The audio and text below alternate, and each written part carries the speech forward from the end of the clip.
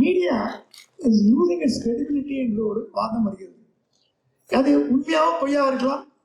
நாங்கள் இந்துவில் ஜாயின் பண்ணும் போதெல்லாம் சுந்தர்வில்ஸே அவ்வளோ பர்ஃபெக்டாக இருக்கும். ஒரு இந்து ஆஃபீஸர் ஒரு ஃபயர் ஆக்சிடென்ட் நடந்ததுன்னா ஃபயர் சர்வீஸ் ஃபோன் பண்ணி கன்ஃபார்ம் பண்ண மட்டும் நியூஸே வரும், கண்ணால் பார்த்தா கூட. எங்கள் மற்ற இந்தியன் எக்ஸ்பிரஸ் ரிப்போர்ட்டர்லாம் கிண்டல் பண்ணுவாங்க. Indian express reporter goes with pen அந்த பேப்பர், Hindu reporter goes with doctor. அந்த டாக்டர் போய் அவர் இருந்தார் என்று உறுதிப்படுத்தாமல் தான் செய்திகள் வரும். அப்படிப்பட்ட ஆளுமைகள் கொண்ட இந்து பத்திரிகையில் பல பாடந்து வந்துவிட்டு இப்பொழுது பத்திரிகையின் சுதந்திரங்களை தவறாக பயன்படுத்தி அரசியல் நோக்கங்களுக்காக நாம் பயன்படுத்துவது என்பது வருத்தத்தக்க விஷயம். ஆகவே நம்ம குளோரியஸ் மீடியா இயர்ஸ் என்பதை திரும்ப கொண்டு வர வேண்டும். பத்திரிகை என்பது மக்களின் மனசாட்சி, இன்றும் என்றும் அதுக்கு எந்த விதமான மாற்றமும் கிடையாது. நம்ம கலர் ஷர்ட் போட்டு போகலாம், ஆனால் மக்கள் ஈஸியாக கண்டுபிடிச்சிருவாங்க கலர் ஷர்ட் போட்டு போறாங்க. ஆகவே பத்திரிகை உலகத்தில் தயவு செய்து இளைஞர்கள் அதிக அளவில் வர வேண்டும் என்பதின் ஆசை. எனக்கு எப்படி ஒரு ரவி இருந்தாலும் அந்த மாதிரி நான் உங்களை தூக்கிவிடுவதற்கு தயாராக இருக்கிறேன்.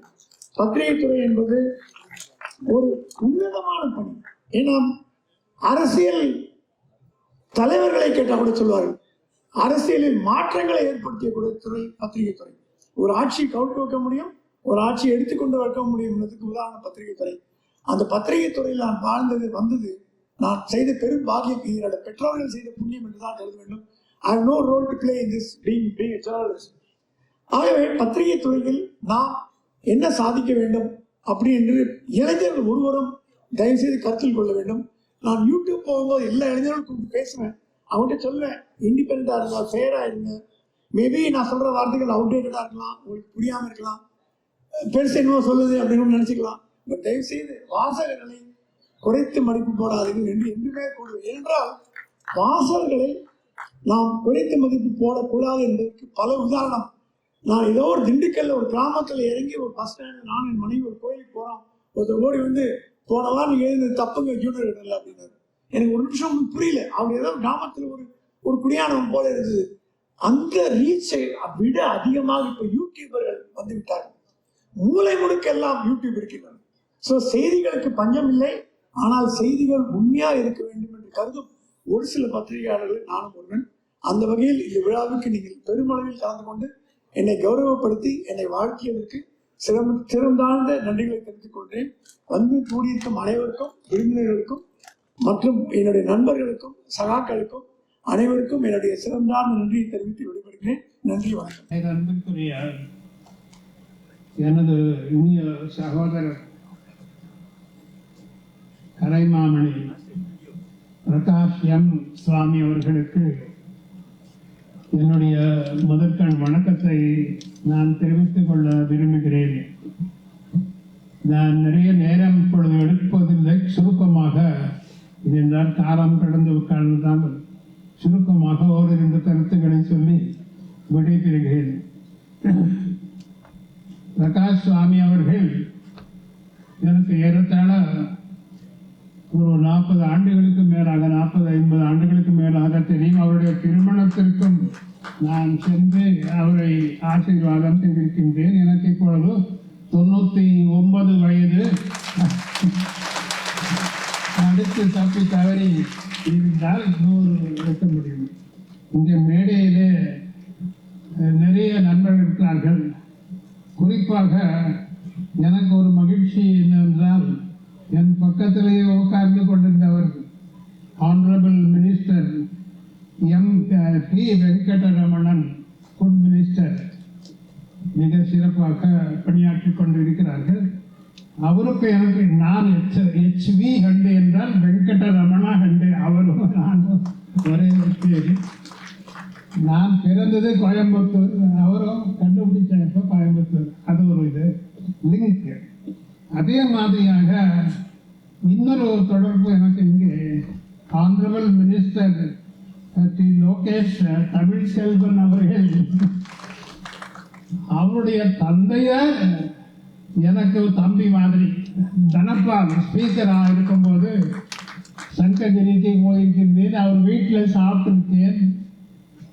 ரொம்ப புரட்சியர் எம்ஜிஆருக்கு பிறகு அம்மா அவர்களுக்கு ரொம்ப நெருக்கமாக இருந்தவர். ஆகவே இங்கே ஜம் வீரமணி இங்கே இருக்கிறார்கள், மேடையில் நிறைய இருக்கிறார்கள். ஒரே ஒரு கருத்து, இங்கே பிரகாஷ் சுவாமி அவர்கள் எப்போ பல பொறுப்புகளை எடுத்துக்கொண்டவர். ஐநா இப்ப நீங்க நம்ம எல்லாரும் பார்த்து விட்டோம், மிக தெளிவாக அவருடைய எல்லா நண்பர்கள் எல்லாவற்றையும் இங்கு திரையிலே காட்டப்பட்டது. முக்கியமாக இதில் எல்லாத்தை விட முக்கியமாக நான் கருதுவது அது இந்த 21 மே மாதம் 1991 அப்போ இரவு நம்முடைய பாரத பிரதமர் ராஜீவ் காந்தி அவர்கள் அகால மரணம் அடைந்த நேரத்தில் எந்த காரணத்திற்காக எப்படி மரணம் அடைந்தார், எப்படி how was he assassinated, it was a mystery. அது ஓரளவுக்கு உடனடியாக அந்த ஹியூமன் பாம் எல்லாம் கண்டுபிடிச்சு அது மக்களுக்கு அதை இந்து பத்திரிகை எல்லா பத்திரிகைக்கும் தெரிவித்தவர் பிரகாஷ் சுவாமி.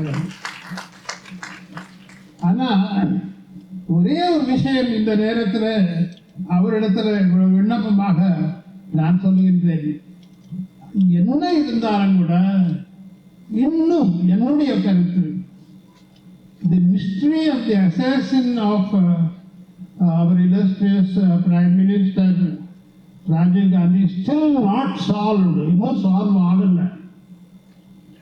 யார் அதுக்கு பின்னணியில் யார் இருந்தார் அதெல்லாம் பெரிய மிஸ்டரி. அது நான் நிறைய ரிசர்ச் பண்ணி எழுதி வச்சிருக்கேன். ஆனால் இப்போ அது சொல்ல வேண்டிய கட்டமைப்பு இல்லை. இருந்தாலும் அது அந்த ஆராய்ச்சி கூட பண்ணி இந்த புக்கு எழுதினா நல்லா இருக்கும். எதுக்கும் இந்த விழுந்த மனிதர்கள் இந்த நூல் வெளியிடுவதற்காக நம் அனைவரும் இங்கே அழைத்து இந்த வாய்ப்பளித்தவர்களுக்காக என்னுடைய நன்றி கலந்த வணக்கத்தை தெரிவித்துக் கொள்கிறேன். பிரகாஷ் சுவாமி அவர்கள் இன்னும் பல ஆண்டுகள் நீடோடி ஆரோக்கியத்துடன் வாழ்கள் என்று என்னுடைய 99வது வயதிலே அவரை ஆசீர்வாதம் செய்து நான் கொஞ்சம் சற்று உடல்நலன் காரணமாக அவருடைய அனுமதியுடன் விடைபெறுகிறேன். வணக்கம்.